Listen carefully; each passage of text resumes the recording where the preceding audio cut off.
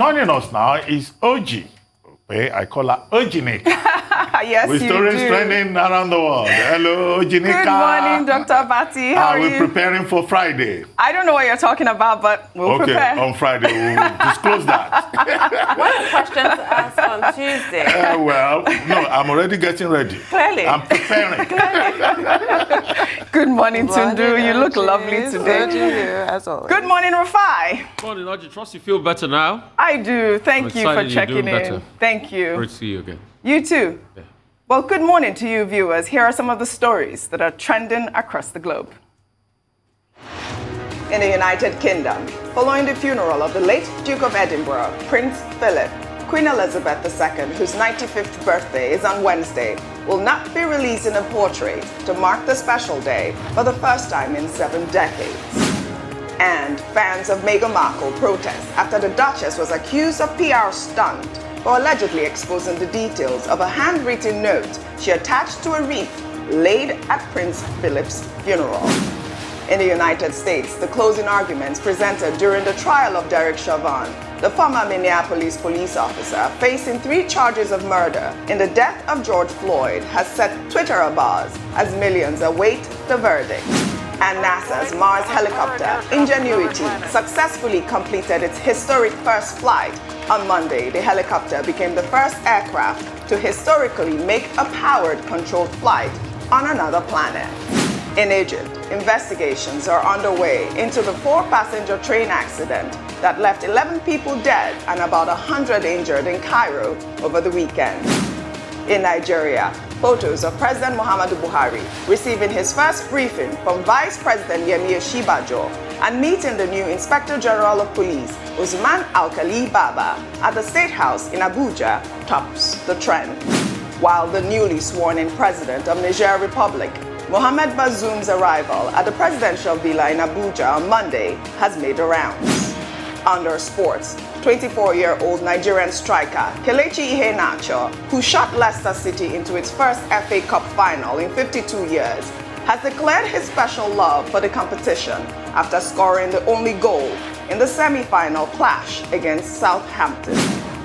Finally, under entertainment in China, auction house Christie's has unveiled its highest estimated Asian artwork to ever undergo the hammer, a Zhu Biong painting called Slave and Lion, which it expects to fetch between $45 and $58 million.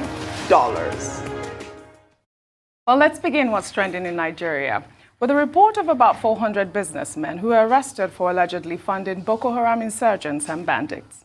The businessmen were arrested in an operation that was coordinated by the Defense Intelligence Agency in collaboration with the Department of State Services, the Nigerian Financial Intelligence Unit, and the Central Bank of Nigeria. Well, according to the Daily Trust newspaper, an initial list of 957 suspects comprising of bureau de change operators, gold miners, and sellers, and other businessmen is being processed. The 400 persons that were arrested were from Kano, Borno, Abuja, Lagos, Sokoto, Adamawa, Kaduna, and Zamfara states. In the meantime, the Kaduna state government has arrested 2 suspects in connection with providing medical services to insurgents in the state. Tundu, I'm going to start with you on this story. If you would recall, last year we discussed about 6 Nigerians that were jailed in the United Arab Emirates, and we were all appalled by that because we were saying, why is it that our intelligence unit they're not able to perform this type of operation?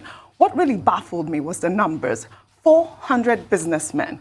Most of them were like bureau de change operators as well as gold miners. Some names were released. Their family members are also calling for their release like they did with the 6 Nigerians that were jailed in the United Arab Emirates. I'm really impressed by it. But then also I read that last line of the sentence where some medical staff were arrested in Kaduna State as well. I mean, I'm really appalled by it, but I am encouraged to know that the intelligence unit in Nigeria is doing their best to clamp down on these people that are funding the insurgents. Funny your mind went there. That's exactly where my mind went. We were all saying 6 were arrested in the UAE, and they've now given us 400. Yes. And for me, they all should be commended, all the agencies that work together. It shows what we can achieve when we work in concert and not in silos. This is great. And according to Section 13, subsection 1 of the Terrorism Prevention Act of 2013, if those 400 people are found guilty, they're going to be tried in the Federal High Court in accordance to that same law. If they're found guilty, that's life imprisonment. They're in big trouble. It just goes to underscore. And look at, you said, yes, that they mentioned some names, but what really struck me was the billions of naira involved. And it goes to show all these operations that they plan, all the sophisticated arms that they use, it's not free, it's not cheap. Somebody is funding this, and they deserve to go to jail if found guilty by the Federal High Court. Life imprisonment. It is not a joke to be involved in this kind of activity. Now, the second part of your story is the one that's slightly more alarming. It reminds me of what's happening right now, which is so disgraceful in Myanmar, where the military in Myanmar is arresting doctors that are treating protesters. Doctors do take the Hippocratic Oath, so I don't want to believe that they are saying that doctors cannot treat Nigerians. However, if the doctors, because we don't know the facts of the case, if the doctors are going to camps of bandits to treat them there, then they have made themselves complicit in that crime. They are now accessories. So they can also proceed straight to jail, quite frankly, as far as I'm concerned. This is great. Good. Kudos to the Nigerian law enforcement agency. Good news. Okay, what I can add, I think Tundu has already treated the subject, but just to add a footnote, and the footnote is as follows. The point you made about coordination, that the operation to get 400 persons indicted out of a total of 957 arrested suspects, coordinated by the Defense Intelligence Agency. You used another word, collaboration. In collaboration with the Department of State Services, the Nigerian Financial Intelligence Unit, and also the Central Bank of Nigeria. What that tells us, one, is that, look, what the Nigerian government has done is just to follow the money trail. Yes. And then, of course, you usually leave a trail when you engage in illicit financial flow. That's another subject that is indicated here. And why I talk about collaboration and coordination is that oftentimes we talk about the Nigerian authorities not having enough synergy, enough collaboration, enough cooperation among the various security agencies. And this is one instance in which it has been demonstrated that, in fact, such synergy can work and produce results. Yes. And we'd like to commend President Buhari, who we are told gave the approval for this particular operation in the year 2020. Correct. And it has yielded results. Small things like this matter a lot. However, we're told that all the 400 suspects, whether they are gold miners or they are bureau de change operators or they are, sympathizers of Boko Haram, that they are already in custody. Now, we hope that nobody will come tomorrow and tell us the usual Nigerian story that these persons have repented and that they are asking for forgiveness. Great point. Now, when people commit crime and the Defense Intelligence Agency and the other agencies they have established, they have prepared a prima facie case against them. That section of the law that Tunu quoted should be activated, should be allowed to happen.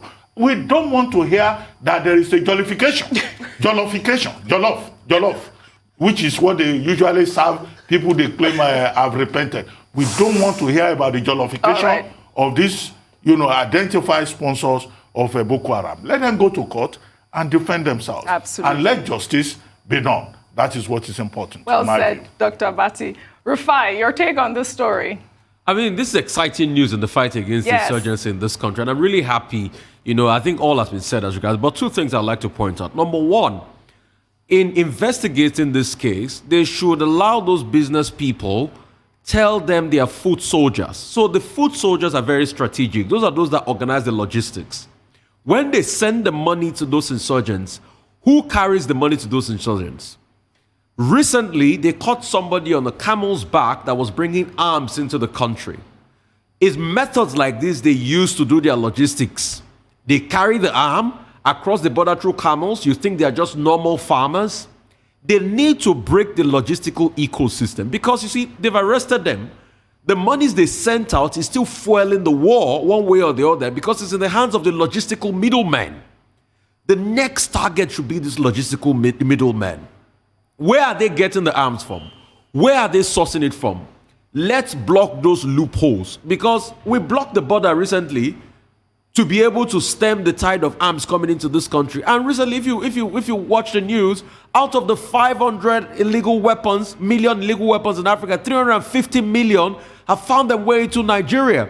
How are these weapons coming in? Obviously, they are not clearing AK-47s at the customs. They are not clearing AK. It's through these entry points. These people that are behaving like normal farmers, that are going on the bank of donkeys and the likes, that are bringing this weapon. You should find those people out and let the law take its course. Secondly, people should be allowed to do their jail term. And I strongly concur with Dr. Abati, because it's then we start to do Operation Safe Corridor. People that are radicalized fighters, all of a sudden, they say, oh, Operation Safe Corridor, we've de-radicalized them. I will argue this to the high heavens. You can't de-radicalize somebody that has been radicalized in 1 or 2 years. It's not possible. This is an ideology. It sits inside of them. And that's why some people apologize in the end that all of a sudden have changed 15 years ago. Ideas don't change. They don't leave people's head just like that. So let us fight them and follow them up. Let them face the full wrath of the law. If they've been charged to court, they should be charged to court. And we must see the end of the case. Well said, Rufai. Thank you for that. We'll take another story. The governor of Lagos State, Babajide Sanwo-Olu, has honored a police officer who was assaulted by a traffic offender over the weekend. The officer, Sunday Erhabo, last Saturday stopped the traffic offender for driving against traffic. The traffic offender, while confronting and shoving police officer Sunday, who was fully armed, boasted that nothing would happen to him. The governor of Lagos State presented the officer with a plaque of honor and commended him for his patience. He then charged police officers to emulate Officer Sunday for the level of professionalism he exhibited while being provoked. Well, let's take a quick look at that viral video before we come back for a discussion. What do we do? What do we do? For one way, for one way, what do we do? You don't do it. You got that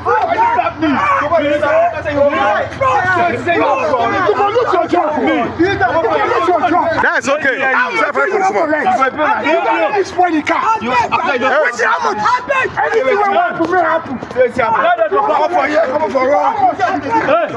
Forget all this one. Forget all this one. We have been